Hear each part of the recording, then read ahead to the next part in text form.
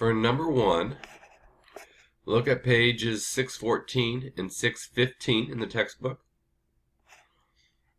There's criteria listed here for how you can tell which of the conic sections it is just based upon the formula. And looking back here, we have a y squared and no x squared. So that's this first example of parabola here, where you have a y squared and no x squared. For the other ones, there's always both x squared and y squared. Moving over to page 615, that's where it shows a y squared parabola, and it has it written in different forms where you can move the numbers around using algebra to get it in one of these forms where you can quickly see what the vertex is and if it moves or if it opens left or to the right.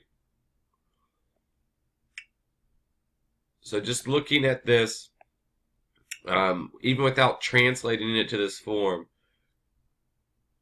A is going to be the number that's multiplied by y squared if you FOIL this out. So if the number in front of y squared is positive, it's going to open to the right like this. And if the number in front of y squared was negative, it would open leftward. And so just looking at this, I know it's a parabola. It opens sideways, and since the number is positive in front of y, it's going to open to the right.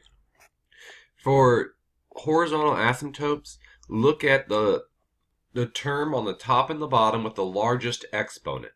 So this one just has one term with exponents, and they're both x squared to the second power. Sometimes you can get a long polynomial that has several terms in it on top and bottom. Look only at the largest exponent. And what you're looking for is if the bottom has a larger exponent. Let's say this was 2x to the 5th, and the top was the same. So if the bottom had a larger exponent, the horizontal asymptote is going to be 0, the x-axis, so y equals 0. And that's because as we go off to infinity, the bottom with a larger exponent is going to start getting bigger and bigger and bigger than the top. And when the bottom of a fraction gets a lot bigger than the top, we're approaching 0. Now, if the top is bigger than the bottom, there's no asymptote. If they're the same like this, you need to look at the ratio of their coefficients. So since they're both exponent 2, we look at the ratio. 8 over 2 is 4. So the horizontal asymptote would be y equals 4. For number 7, it suggests that we use matrices. So there's 3 pieces of string. They're going to be different lengths. It tells us some information about them. We're going to make x the shortest piece, y the middle piece, and z the longest piece. And I just made that up. You can decide which letter is which, but it just made sense to me to go in order: x smallest, y middle, z the longest. You get the same answer no matter which letter you choose for each, but let me get this all on the same screen here.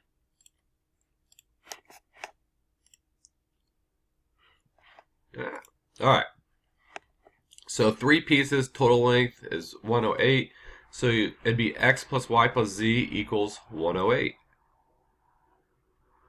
So if you just add their lengths together, the 2 longer pieces add up to 89, so just adding y and z together gives you 89. And the middle piece is twice as long as the shortest piece. That one's a little tricky. The middle piece, y, is double the shortest piece. So 2 times x should equal y. And if you rearrange that into an equation where you have the x, y, and z on the left side, you get 2x minus 1y should equal 0. And then, so if I was putting this in the matrix and actually solving it out, I would put just the coefficients in here, but I had the letters in here to, illustrate and help translate from the words to the matrix. But put the numbers in there, and you have solved for the identity matrix over here, and you'll get your solution for x, y, and z. For this one, I'm going to send you a video that walks through it in a little more depth, but basically there's something you look for the factors on the top part of the function, and that is the zeros. So there's a 0 here, and there's one here. There's two of them. So this one is the factor x minus 4 goes on top, and since this crosses at 0, it's just x. You don't need to write x minus 0. But those are your two factors on top. On the bottom part of the rational function, you look for vertical asymptotes. And there's one here at the number 2, so x minus 2 goes on bottom.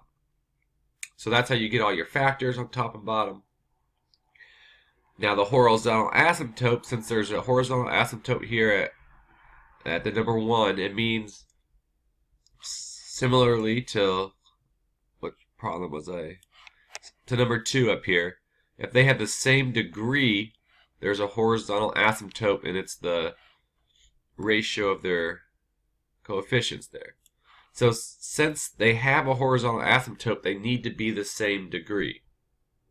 Now you had two factors on top and only one factor on the bottom because there's just one vertical asymptote. So that factor on the bottom is going to be squared. It's going to have multiplicity 2. So this x minus 2 is going to be squared on the bottom. So now the bottom and the top have the same degree. And if this horizontal asymptote wasn't at 1, you may need to multiply by a constant, just by a number, in order to shift the graph. And so, like if this was at 2, there would be just the number 2 multiplied by everything out in front. If it was at -3, you'd multiply everything by -3 to show that the graph shifted down to -3. So number 14 here, look on page 663. It shows you the steps, and there's a good example on the next page as well. Just 3 steps to find a particular term. And they're pretty straightforward once you get the hang of them. To get the exponent on the second part, you do k minus 1. And k is the term you're looking for. So fifth term, 5 minus 1 is 4. So the second term here should be the 4th power. And then the first term, you take your total exponent here. So 9 minus what you have here, 4, gives you 5. Because those two things should always add up to the total. And always write it as a plus so you keep your signs correct. But just do 5 minus 1, you get this exponent. And then 9 minus that exponent gets you that one. Your coefficient out of front is based on combination. So I wrote 9 choose 4, 9 combination 4. Do that on your calculator, you get 1/26. And then you would want to get all the numerical values, combine them. So you actually want to do 4 to the 5th power and -2 to the 4th power and get 16. And then multiply those 3 numbers together, which I can't do that in my head here. 126 times 1024 times 16. So wow, you got a huge coefficient here, but it's that number times x to the 5th times y to the 4th would be your 5th term.